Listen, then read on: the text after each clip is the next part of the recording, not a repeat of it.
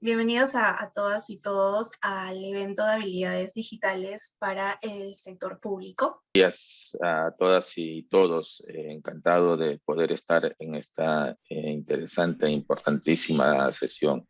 Gracias.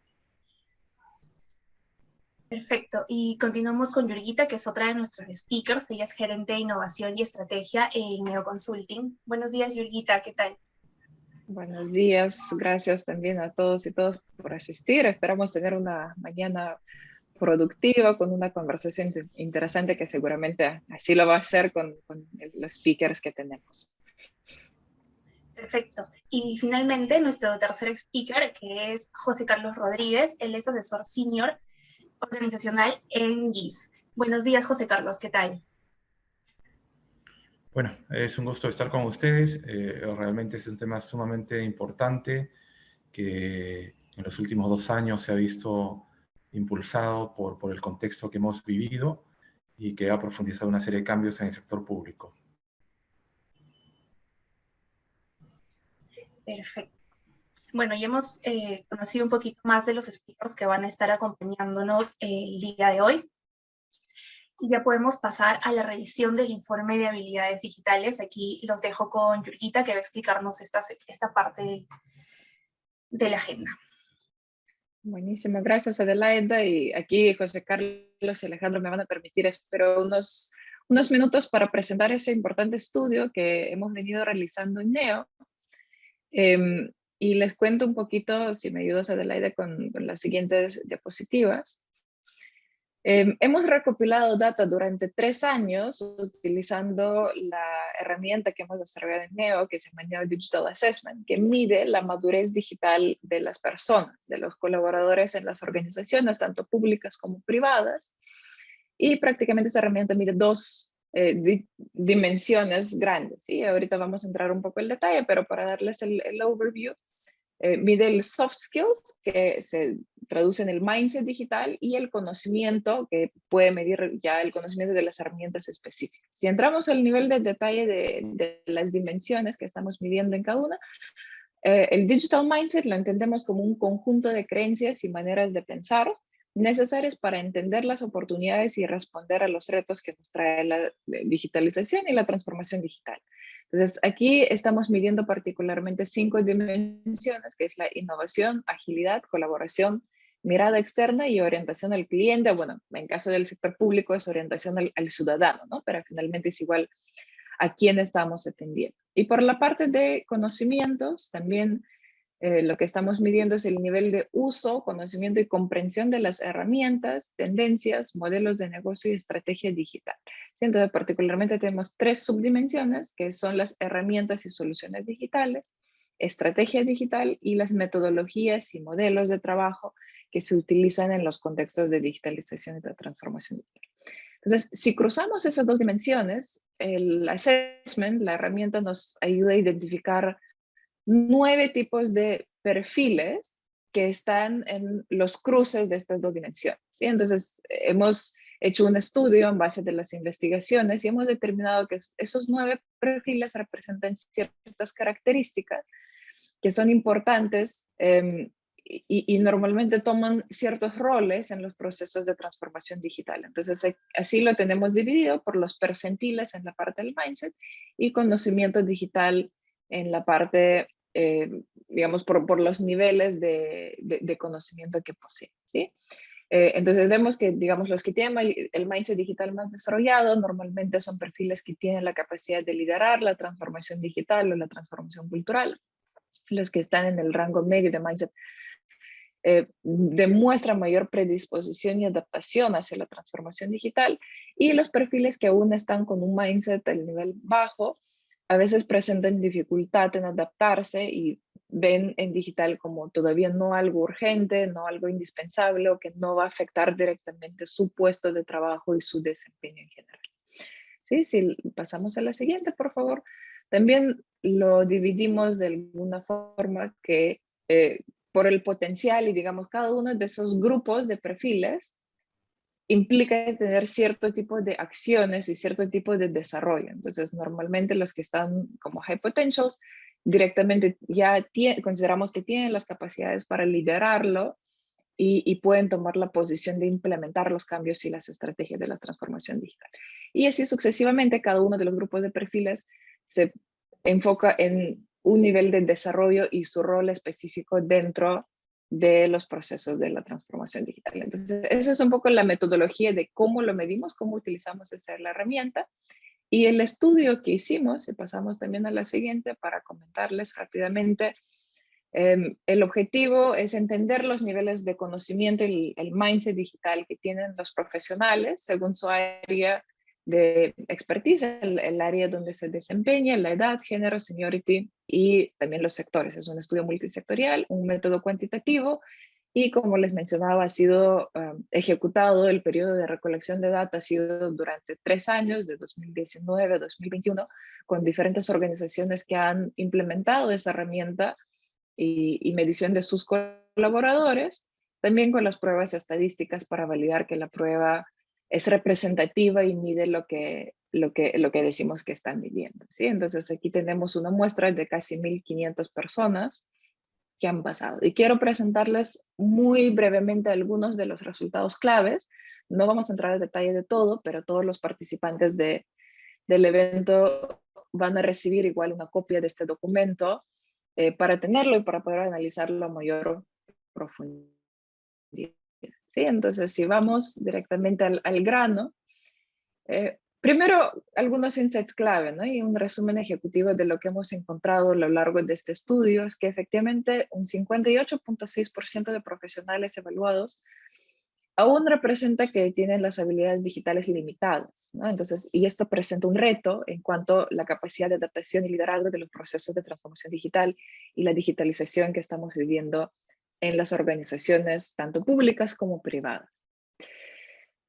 Algo que sí, digamos, es notable y siempre importante mencionar es que normalmente se suele creer que los perfiles más jóvenes, que los profesionales más jóvenes de generación millennials, se espera que tengan un nivel de conocimiento y de mindset digital más alto. Sin embargo, lo que vemos realmente representado en esa muestra del estudio es que el grupo que más destaca son los profesionales de 41 a 50 años en comparación con los perfiles más jóvenes, que está en los perfiles más desarrollados digital, digamos, en cuanto a su madurez digital.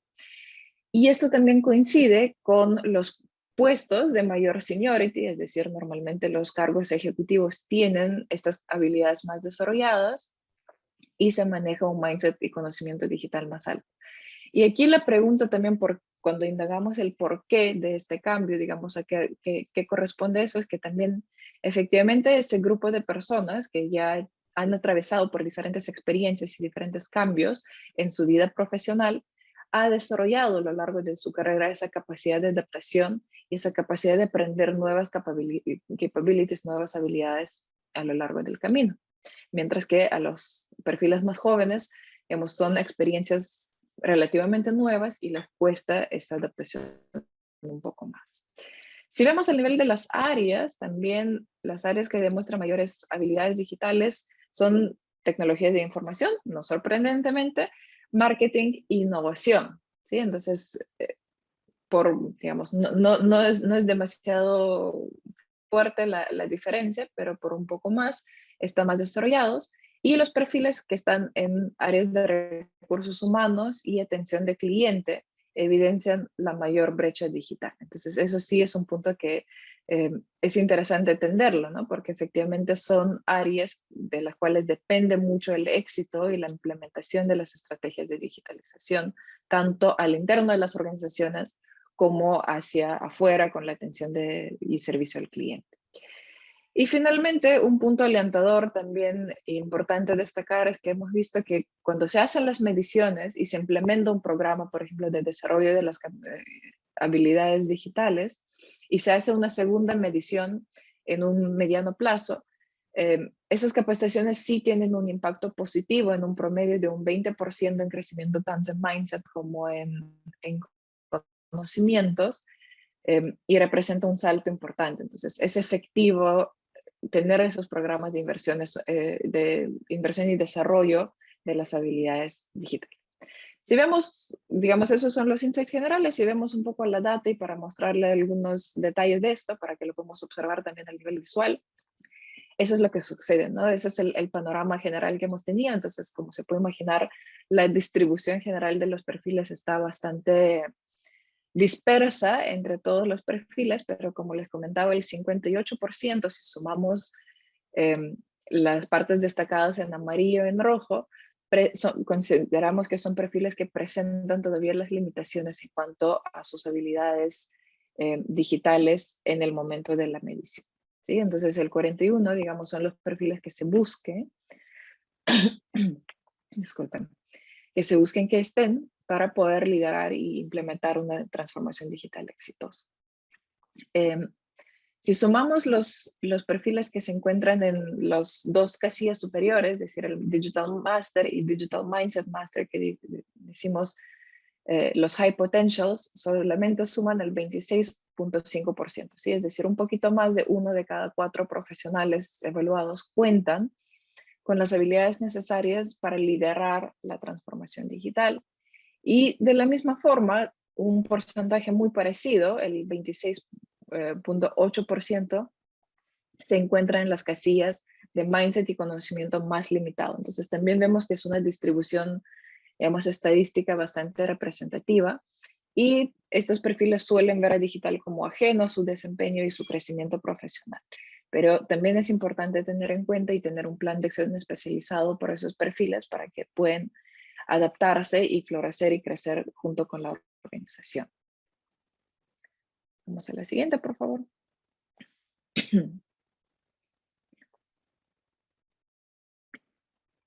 También lo que les comentaba, por el nivel, si vemos las diferencias al nivel de área y el nivel de puestos y rangos de ejecución, claramente cuando sacamos el promedio, los perfiles se sitúan bastante cerca, pero sí podemos evidenciar algunas de las diferencias, como por ejemplo en las áreas de tecnología de información, que destaca, siendo el perfil más hacia derecha y hacia arriba en cuanto a su nivel de madurez digital. Y como les comentaba, las áreas de recursos humanos, servicio de cliente, finanzas y contabilidad también se presentan en las casillas un poco más bajas, con un potencial de crecimiento y desarrollo. Al mismo nivel, también vemos claramente que hay una distribución bastante separada por clusters, ¿no? De los perfiles gerenciales, más de jefe, director, gerente, que presentan las habilidades digitales más desarrolladas, mientras que los perfiles en desarrollo, los asistentes, practicantes o perfiles analistas que recién se están desempeñando con no más de 2-3 años de experiencia profesional, presentan las habilidades más limitadas. Aquí no hemos puesto en la diapositiva, pero también importante mencionarlo, creo que al nivel de género, los resultados son bastante parejos. Hay un ligero, digamos, la ligera diferencia, que normalmente los perfiles masculinos están un poquito por encima, pero la diferencia es muy, muy mínima, digamos, no es estadísticamente significativa. Por eso decimos que es bastante parejo entre hombres y mujeres que presentan las habilidades digitales. Vamos a la siguiente, por favor. ¿Sí? Y finalmente también importante mencionar, aquí hemos hecho alguna de las muestras de los sectores donde hemos tenido mayor cantidad de participantes y la representatividad de ellos. Entonces vemos que el sector que, digamos, cuenta con mayor cantidad de los perfiles digitales más desarrollados, mejor calificados, es el sector de consumo masivo, con incluso 61.1% de sus resultados en las casillas de los líderes digitales. Y por eso consideramos que es el más preparado también para enfrentar esos retos. Efectivamente es un sector que hemos visto muchos cambios en los últimos meses en las respuestas ante la pandemia, ante la digitalización, que ha adaptado su modelo de negocio. Y si vemos también el sector público, vemos que no hay mucha diferencia con los otros sectores privados, pero muestra los resultados bastante variados, ¿sí? Entonces tenemos un 33% de los colaboradores que se encuentran en las 3 casillas superiores con un mindset digital más desarrollado, pero también un 38.3% en las casillas inferiores, que representan esa dificultad de adaptación. Es un resultado bastante parecido, también curiosamente, si es que lo observamos y sumamos a la situación que, por ejemplo, tenemos en el sector de banca y seguros, donde incluso los extremos, lo que lo llamamos las casillas superiores y inferiores, es aún más marcado, ¿sí? Entonces, a veces cuando también creo que podemos atender las percepciones generales, sí se tienen las creencias y prejuicios que quizás el sector público no está tan bien preparado como los sectores privados, al menos al nivel del estudio y la data que hemos podido observar, no necesariamente es el caso y que el panorama es bastante parejo entre los diferentes sectores que tenemos. Bueno, esos son algunos insights y también solamente quería compartirlo con ustedes, que para todos los que nos están viendo y escuchando, si consideran que es una herramienta que puede ser del interés para su organización, para medir el nivel de madurez digital para sus colaboradores y poder enfrentarse también en ese viaje de transformación digital, tenemos una promoción que queremos presentar para la herramienta de medición, la misma herramienta con la que se hizo el estudio. Tenemos un 15% de descuento que está válido a partir del día de hoy hasta 2 semanas. Y aquí pueden ver el link, neoconsulting.ai,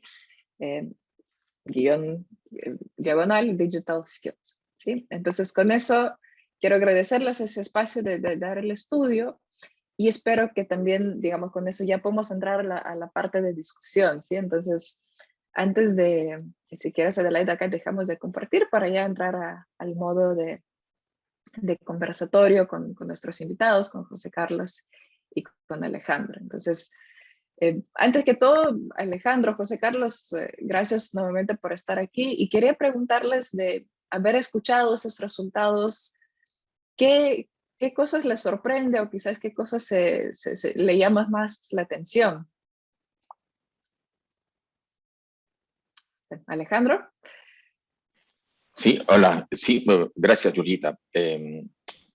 Bueno, realmente, en realidad, no me llama la atención que sea en el sector de consumo masivo, donde tengamos líderes que están muy cerca de liderar procesos de transformación digital, ¿no?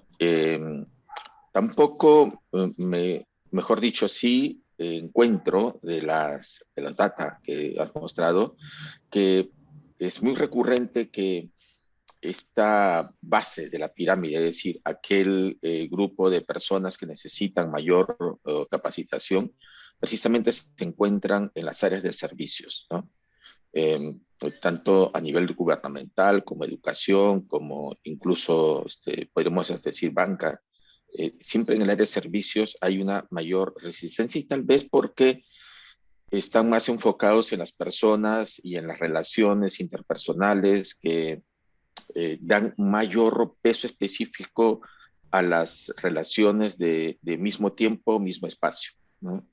En cambio, los líderes, sobre todo en consumo masivo, que están más cerca de indicadores, que toman sus decisiones basadas en números, en estadísticas, los hace estar más cerca a herramientas digitales y por lo tanto su pensamiento está más asociado con herramientas tecnológicas que le hacen ver, analizar la cosa en un diferente tiempo y diferente espacio. Entonces, por eso es que casi el mismo ADN de cada sector que analicemos hace de que se vayan configurando ciertas habilidades digitales para enfrentar las funciones que les tocan, ¿no?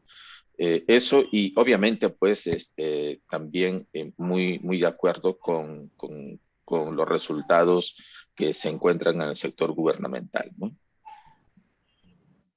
Gracias. No se te escuchó, Yurita. No, buenísimo, digo, gracias Alejandro. No sé, José Carlos, si quieres complementar. Sí, yo estaba pensando en los datos que mostrabas y me parecía súper interesante casi estoy en el rango del grupo mayor, digamos, que has mostrado, por ejemplo, y yo haría otro razonamiento adicional. Creo que una parte de ese grupo vivió el proceso de alfabetización digital, ¿no? Entonces, cada vez que encontrabas una herramienta, era necesario que la aprendas a la buena o a la mala. Entonces, como que lo ves como una necesidad para la incorporación en el ambiente laboral y lo entiendes así, entonces lo asumes de forma mucho más directa, ¿no? Como una anécdota te puedo decir que terminaba la universidad y empecé a trabajar y me dijeron tienes que preparar un informe. Y yo fui de la generación que conoció la computadora en el centro de trabajo, no en el ambiente de estudios. Entonces, es diferente el desafío y seguramente los años de experiencia de este sector le han obligado a adaptarse a diferentes instrumentos y herramientas. En el caso de la generación joven, posiblemente el conocimiento sea menor, pero seguramente por el ambiente en el que han crecido tienen también un enorme potencial para aprender, para adaptarse, ¿no? De forma autónoma. Creo que es un tema generacional, es un tema de roles y creo que el estudio refleja esto y como Alejandro ha dicho, hay matices en base al sector, ¿no? Pero seguramente tiene que ver también con el desarrollo mismo del sector. En el caso de banco y finanzas, muy probablemente el uso de tecnologías es mucho más intenso. Por lo tanto, tanto sus líderes como mandos medios tienen la obligación de estar sumamente adaptados a esto, ¿no? En otros sectores es un poco diferente, ¿no? Sí me llamó un poco la atención lo equiparado que aparece el desempeño del sector público en relación a la media que uno podría intuir con la información que está presente, ¿no? Ahora, yo me puedo imaginar también que eso se debe a la alta exposición que tienen los líderes en el sector público a diferentes proyectos que buscan digitalizar las organizaciones. Entonces, eso les obliga a conocer, a aprender, a ver diferentes propuestas y posiblemente eso se esté reflejando en la información que nos has compartido, ¿no? Excelente, sí, efectivamente, ¿no? Creo que porque cuando siempre hablamos con los líderes en las organizaciones del sector público, claro, siempre, digamos, se ve el sector privado como una referencia también y se compara de las cosas que se pueden hacer, pero eso entonces justamente me lleva a la pregunta es, creo que estamos de acuerdo que todos los sectores están inmersos en los procesos de transformación digital, ¿no? Es algo que es inevitable y que se está dando, y bueno, la pandemia ha sido un gran acelerador y habilitador de estos procesos. Pero, ¿qué retos particulares presenta el sector público que no lo tiene el sector privado? Sí, interesantísima la pregunta. Pero adelante, José Carlos, por favor. Bueno, yo diría que hay algunas particularidades que tiene el sector público en relación al sector privado. Voy a tratar de listarlos muy rápidamente. Digamos, una iniciativa privada nace como una opción para un emprendimiento que seguramente madura, pero tiene que ver mucho con el creador o los creadores de la iniciativa. En el caso del sector público, las organizaciones que hacen parte están fuertemente ligadas a su propia ley de creación, es decir, y su ley de creación responde a un interés público, y el interés público expresa el rol que tiene el Estado peruano en diferentes frentes. Entonces, digamos, no nace como una oportunidad de inversión y de negocio, sino nace con la obligación de prestar un servicio dentro de lo que es la responsabilidad del Estado peruano. Eso marca una diferencia en las personas que deben conducir la organización. Ahora, y la otra característica es que el prestador del servicio, la entidad pública, no le cobra necesariamente directamente a su cliente, a la población que atiende, sino más bien el cliente, la población, en ocasiones paga de forma indirecta. El presupuesto proviene generalmente del sector público. En caso de educación pública, los estudiantes no van y pagan al colegio, y por lo tanto el director o el sistema educativo no responde de modo directo al cliente, sino es más bien las contribuciones, los impuestos que hacen que este servicio se preste. Ahora, ¿esto qué desafío genera? Y eso es un tema sumamente importante. Yo creo que el sector privado puede focalizarse con mayor libertad. Puede decir, hago esto porque conviene impulsar esta parte del negocio y dejo esto. En el caso del sector privado hay una lista de obligaciones que las entidades tienen. Entonces, en este contexto, el planificar y priorizar es un tema central, ¿no? Es un tema central que deben ser considerados. Y el otro creo que es, una vez que definen qué cosa es exactamente lo que priorizan y lo que van a hacer, también es cómo estructuran el trabajo. Y ahí es un tema que creo todavía no está del todo asentado, ¿no? Probablemente en organismos como los Infor tengan esto bastante más maduro. Hablo de, por ejemplo, la gestión por procesos, que creo que es un elemento fundamental para entrar en el tema de la transformación digital en las organizaciones.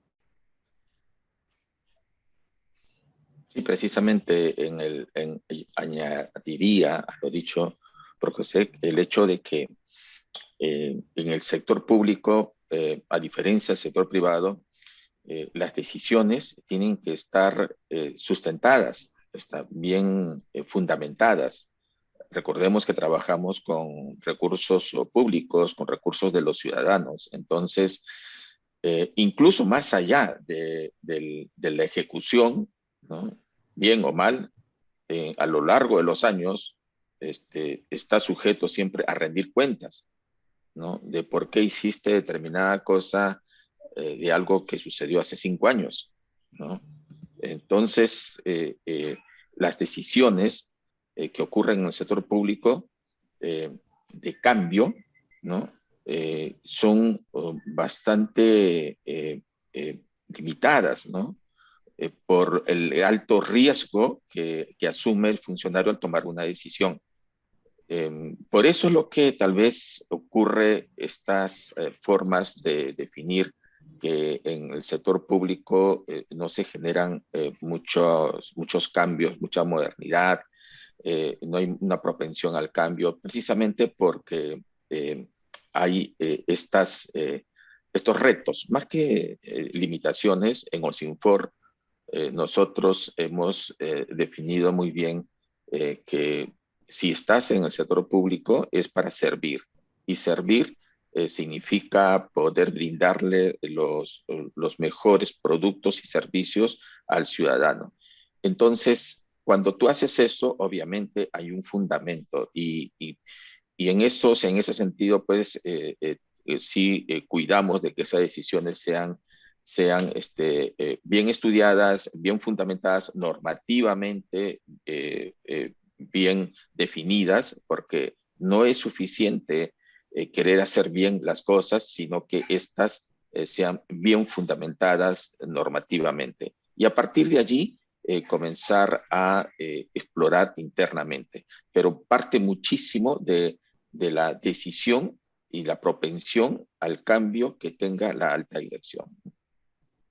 Exactamente, gracias. Y ahí Alejandro quería usar justo el ejemplo de OSINFOR, ¿no? Porque creo que no, quizás no todos, no muchos saben, pero ustedes han tomado esa proactividad de un camino que incluso muchas de las organizaciones privadas no toman, ¿no? El cambio hacia teletrabajo, la implementación de una estrategia de teletrabajo proactiva, a pesar, digamos, que las regulaciones y las normativas, lo que mencionan, ¿no? Que normalmente guían las decisiones públicas, todavía no están por todo cerradas. Cuéntanos si puedes un poco de cómo ha sido esa decisión y cómo han identificado que hay una necesidad de este cambio. No, en realidad, y allí parto primero del estilo de gestión, ¿no? Es el estilo de gestión de esta administración que está al frente de los Infor. Es uno precisamente que promueve el cambio. Es decir, no basta con hacer bien más de lo mismo, sino más bien qué podemos hacer mejor de lo que antes hacíamos o lo que venimos haciendo. Entonces, ese pequeño, primero ingresa como un pequeño bichito, aquel que te comienza a generar una serie de retos existenciales, y luego, conforme vas generando pequeños resultados, esto ya no es un bichito, sino más bien es parte de tu ADN. Entonces, de eso es lo que se partió desde el 2019, en el último trimestre del 2019, y nos cogió la pandemia. Y la pandemia fue algo dramático para todo el mundo, para el país, y para el Perú, obviamente, mucho mayor, porque no estábamos, creo que ningún país estaba preparado para esto, pero menos el país, porque ya arrastrábamos algunas deficiencias en las atenciones médicas, en atenciones de salud. Entonces, pero también por otro lado, lo que nos llevó de un momento a otro, comenzar a trabajar en la modalidad de trabajo remoto. Y digo bien, trabajo remoto, no teletrabajo, porque existe una ley de teletrabajo que nunca se llegó a implementar, o por lo mismo que había comentado anteriormente, ¿no? Por los riesgos y etcétera, todo lo que implica tomar una decisión de ese tipo, pero sí, el trabajo remoto flexibilizaba muchísimo el trabajo en casa. Dada la emergencia sanitaria, obviamente tenía que ocurrir así. Y eso hizo que el personal de Osinfor a la fuerza tuviera que realizar trabajo desde casa. Y felizmente ya teníamos ese, como decía al inicio, ese bichito de la propensión al cambio. Entonces este cambio nos llevó a tener que desarrollar algunas acciones y decisiones también que minimizaran esos riesgos de trabajo desde casa, trabajo virtual. Ese proceso es el que también pudimos nosotros capitalizarlo. ¿Cómo? ¿De qué manera? Es que las familias, que los trabajadores que estaban en casa comenzaban a percibir que estábamos lejos, pero también a la vez virtualmente cerca. O sea, ser muy fuertes en la comunicación virtual con todos ellos. Y lo otro es promover a partir de allí una mayor interacción con sus familias, de manera de que ellos comiencen a percibir el valor de buscar y encontrar ese equilibrio entre sus obligaciones laborales y sus obligaciones familiares. Ese equilibrio, al final de un año, nos generó buenos resultados, porque tomamos encuestas, resultados y la productividad se elevó, etcétera. Y de allí que el paso para poder realizar esta modalidad de teletrabajo, ¿ya? Que estamos en curso, como bien lo manifiesta Yurita, ya estamos dando los primeros pasos, como es, vamos a empezar ya el piloto propiamente dicho, después de haber pasado por todo lo anterior, para luego escalar hacia uno ya más de validación, que incluiría más de un órgano haciendo teletrabajo, y finalmente llevarlo a escala nacional en aquellas funciones que permitan realizar teletrabajo, ¿no? Reconociendo que hay algunas que requieren ser realizadas de manera presencial. Muchas gracias por ese ejemplo, ¿no? Creo que es realmente inspirador de cómo dices, cómo es el bichito que sale y finalmente eso es parte del liderazgo en las organizaciones públicas, que a alguien se le tiene que ocurrir ese cambio, ¿no? Entonces, sí, eso es lo que lo destaca, pero buenísimo. Para seguir con la conversación, también quería preguntarles, y bueno, un poco lo que hemos discutido, ¿no? Evidentemente sí hay una brecha digital, brecha de las competencias digitales, y quería preguntarles sobre las estrategias que se están tomando o los programas que se tienen para reducir y evolucionar esa brecha digital y el desarrollo de las habilidades digitales en el sector público. Me permite, yo creo que ahí en el sector público no existe un avance homogéneo, ¿no?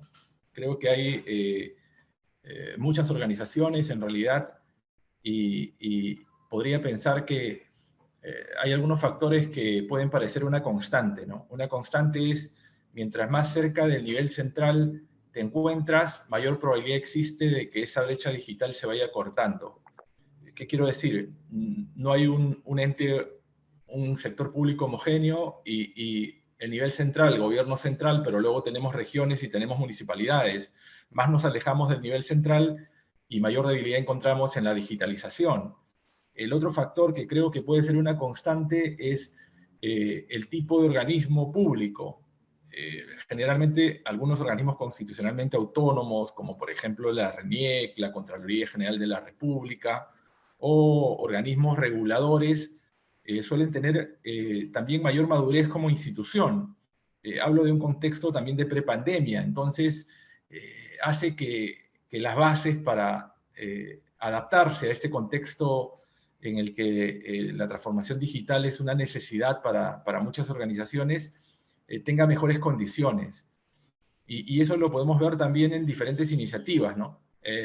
Antes de la pandemia, una cosa que me decían algunos amigos que venían de fuera, me decían, oye, ustedes van a una máquina y obtienen una copia de su constancia de nacimiento, de su acta de nacimiento.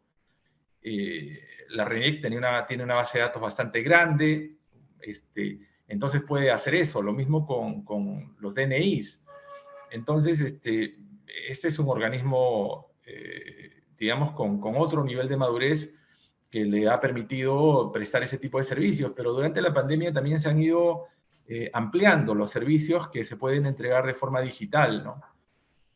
No sé si ustedes recuerdan, uno para ir a trabajar, para presentarse un trabajo requiere un certificado de antecedentes policiales, ¿no? ¿Cuál era el procedimiento? Iba al Banco de la Nación, pagaba un derecho, después de hacer tu cola, después ibas a la estación policial, y si estaban de buen humor en la estación, te entregaban tu constancia, pero ¿cuánto tiempo había transcurrido? 6 horas, 7 horas, desde el momento que saliste de tu casa hasta el momento que tenías la constancia. Hoy eso se puede hacer en línea y te puede tomar 15 minutos o 10. Entonces, y eso ha venido ocurriendo también en un periodo como la pandemia. Creo que hay sectores del Estado que en base a su madurez, están alcanzando otros niveles, ¿no? Y esto obviamente supone también el desarrollo de competencias digitales en sus colaboradores. Pero frente a eso tenemos también otras experiencias que no son tan saludables, ¿no? En la propia pandemia, pero que marcan un derrotero. Por ejemplo, en el sector salud, sabemos que hay una enorme postergación de atenciones, de consultas para diferentes pacientes, ¿no? Que deben recibir orientación, y seguramente también pacientes que deben sufrir alguna intervención quirúrgica. Entonces, ¿qué factores están impidiendo, aun cuando se ha implementado un proceso de teleconsulta, ¿no? Y que recién están avanzando en este contexto de pandemia también. Y creo que eso ha sido en los últimos meses, tiene que ver con la historia clínica electrónica, ¿no? Es decir, las personas no podían ser atendidas de forma eficiente porque la historia es física, entonces la historia clínica es física, y además está en un centro determinado, entonces acceder a esa información es sumamente complejo. ¿Cómo lo haces? Creo que la pandemia, viendo desde el punto de vista positivo, ha acelerado la necesidad en las organizaciones para que puedan incorporar una serie de cambios que afiancen su transformación digital, y de la mano con ello también las competencias de sus colaboradores. Ahora, en el país existe una Secretaría de Gobierno Digital, ¿no? Y esa Secretaría de Gobierno Digital, de Gobierno y Transformación Digital además, ¿no? Que depende de la Presidencia del Consejo de Ministros. Entonces, están haciendo esfuerzos importantes en esta Secretaría, y creo que se le debería dotar de mayores recursos para que pueda materializar esos planes, ¿no? Si nos vemos a nivel, digamos, de la región, cómo estamos en gobierno digital, el Perú ocupa el puesto 71, ¿no? A nivel mundial, pero países como Brasil está en el 26, Argentina en el 32, pero nosotros estamos en el puesto 71. ¿Qué quiero decir con esto? Tenemos un camino por recorrer, ¿no? Un camino por recorrer, pero creo que las señales de qué hacer le están dando varios organismos en el país, organismos públicos, y están haciendo un trabajo excelente. Puedo decir, por ejemplo, en el caso de Sinfor, ellos tienen un proyecto especial, por ejemplo, además de lo que ha mencionado Alejandro, que tiene que ver con supervisión remota. Osinfor verifica que los títulos que entrega el Estado, por ejemplo, en concesiones forestales, en la selva, tenga que ser supervisados, si Osinfor lo hace. Entonces tiene personal que se va a la selva, que viaja por mucho tiempo, en condiciones sumamente complejas, y ve que los privados manejen adecuadamente el bosque que les ha sido otorgado. Entonces ahora tiene un proyecto especial para incorporar supervisión con imágenes satelitales, con drones, Y eso es sumamente importante porque va a poder permitir que el trabajo de la organización sea mucho más amplio y además tenga mayor predictibilidad. Pero están en todo ese esfuerzo. Pero ese desarrollo que va a tener OSINFOR va a obligar a otros organismos públicos a que hagan cambios también en su gestión, ¿no? Entonces creo que hay, como repito, señales importantes de avance, pero también creo que debería dársele mayor fuerza a esta Secretaría de Gobierno y Transformación Digital que tiene la Presidencia del Consejo de Ministros para que esto sea mucho más homogéneo y no sea solo en el nivel central, sino se avance en el nivel regional y en el nivel de municipalidades. Muchísimas gracias, José Carlos. Alejandro. Sí, de acuerdo con lo mencionado por José Carlos, totalmente realista su alocución. La brecha digital realmente es importante, sobre todo en el sector público, ¿no? Eso también lo comentaste tú, Yurgita, en tu exposición, a diferencia del sector privado, ¿no? Como también lo dijo José Carlos, existen diferencias entre las entidades del sector público, pues sobre todo en aquellas que tienen una mayor autonomía.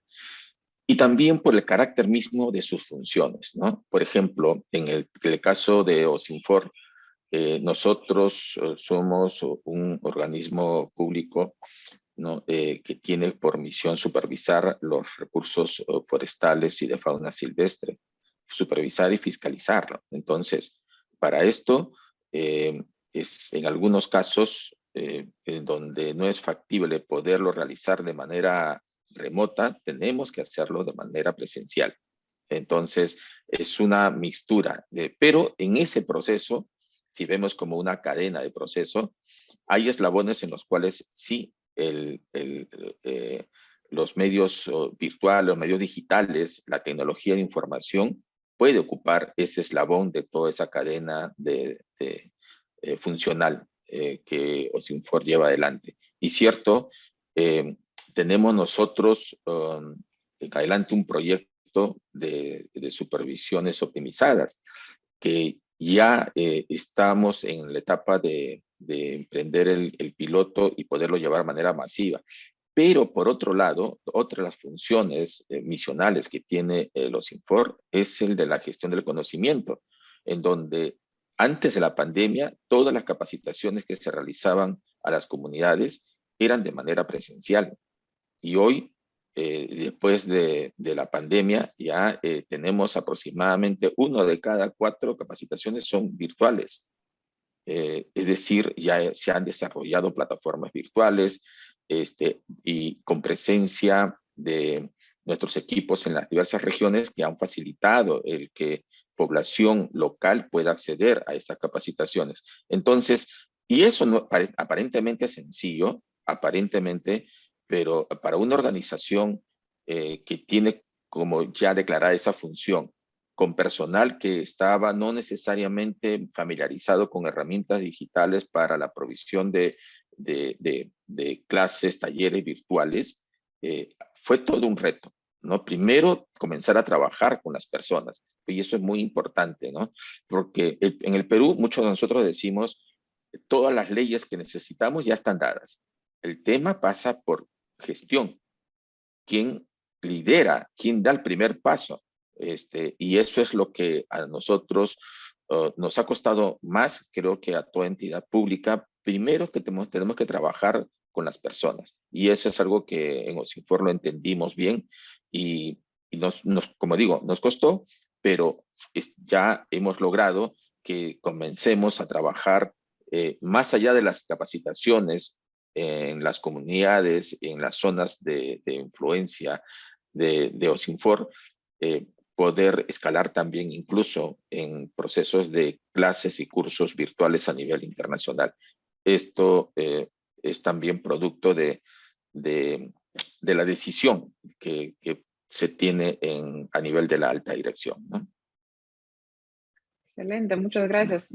Súper interesantes los comentarios y quiero recapitular un poco lo que hemos conversado de esto, ¿no? Y lo que mencionas, Alejandro, de la necesidad de desarrollo de capacidades, digamos, con un upskilling y reskilling, ¿no? Darle las nuevas competencias requeridas por ese contexto. Y lo que también José Carlos mencionó de, digamos, las diferencias al nivel de madurez digital que se evidencia entre las instituciones públicas y el gobierno digital, ¿no? Entonces, efectivamente, cuando hablamos de gobierno digital, que bueno, es otro tema que, digamos, podríamos tener eventos de días hablando de esto, ¿verdad? Pero algo que creo que es clave también es entender un tema de interoperabilidad, porque si bien, y siguiendo el mismo ejemplo, por ejemplo, RENIEC, que tiene una base de datos recontra extensa y que facilita muchos trámites hacerlo al nivel digital, pero en muchos casos todavía tiene las limitaciones de conectarse con las otras instituciones, ¿no? Y creo que algo como ciudadano, a veces cuando uno está haciendo trámites, nos cuesta esto, ¿no? Porque la experiencia que uno espera tener es decir, bueno, pero el Estado ya tiene todos mis datos, ¿por qué cada vez me está pidiendo ingresar la información que ya podría estar compartida? Entonces también por ese lado, una pregunta específica quizás para José Carlos, que desde GIS, yo sé que ustedes tienen programas excelentes de apoyo para implementación y modernización de gestión de las instituciones públicas. ¿Cómo priorizan, digamos, a qué tipo de proyectos y a qué tipo de instituciones de darle prioridad para desarrollar esos proyectos? ¿Y qué tan importante es esas sinergias, la que creo que también conectamos, que se pueden dar y aprender de las instituciones que ya están liderando, ¿no? Como vemos, Osinforo está liderando claramente en sus funciones, en sus modelos de trabajo, también aprendiendo de los modelos que ya están en otros países más desarrollados. Creo que siempre se mencionan algunos ejemplos positivos, ¿no? Como el gobierno de Estonia, como el gobierno de Nueva Zelanda, incluso Chile, que tiene casos muy avanzados de uso de gobierno digital. Entonces ahí, José Carlos, si nos ayudas con esa precisión un poco de cómo lograr que estos recursos invertidos sean lo más aprovechados y llegue a mayor cantidad de personas. Sí, bueno, en el caso de la cooperación alemana, los proyectos se implementan en acuerdo con las entidades públicas del país, ¿no?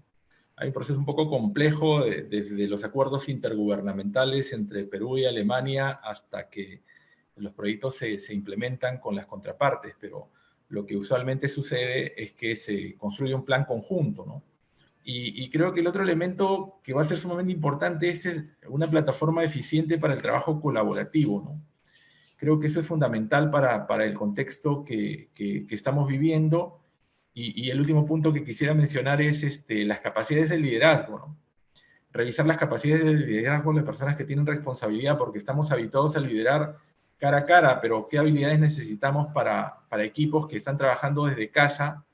Es decir, tenemos un contexto de una suerte de liderazgo híbrido que tenemos que desarrollar en las personas que están a la cabeza de diferentes unidades. Excelente, muchas gracias. Muy buenas las recomendaciones y los comentarios. Aquí creo que también justo había una pregunta sobre los siguientes pasos de la transformación digital de las organizaciones públicas en la TAM, pero creo que ya es justamente con esas recomendaciones también lo hemos respondido un poco, ¿no? Me parece excelente las recomendaciones de empezar por piloto, ¿no? Entonces, de alguna forma también implementando ese mindset de agilidad, de probar a una pequeña escala antes de lanzarse a una inversión grande, ir desarrollando las competencias de colaboración, de liderazgo. Así que bueno, estamos con la hora. Muchísimas gracias, Alejandro, muchísimas gracias, José Carlos, y a todos los que nos han acompañado. Aquí veo saludos desde México, saludos desde Colombia, también muchas gracias. Impresionante, gracias a Gad, que se sumó de México también, son 7 de la mañana, pero gracias por ese compromiso. Efectivamente, ha sido una conversación muy, muy fructuosa y productiva. Igual vamos a tener el recording, así que cualquier cosa también sí se puede revisar. Y nuevamente vuelvo a mencionar, gracias a las personas que se conectaron, les vamos a estar compartiendo también el informe de las habilidades digitales ya en su documento completo para que lo puedan revisar. Así que bueno, muchísimas gracias nuevamente por el espacio, lo hemos disfrutado muchísimo y espero también que puedan tener un excelente día hoy. Que estén muy bien. Muchas gracias. Muy bien, Buen gracias. día a todos. Gracias. Buenos días.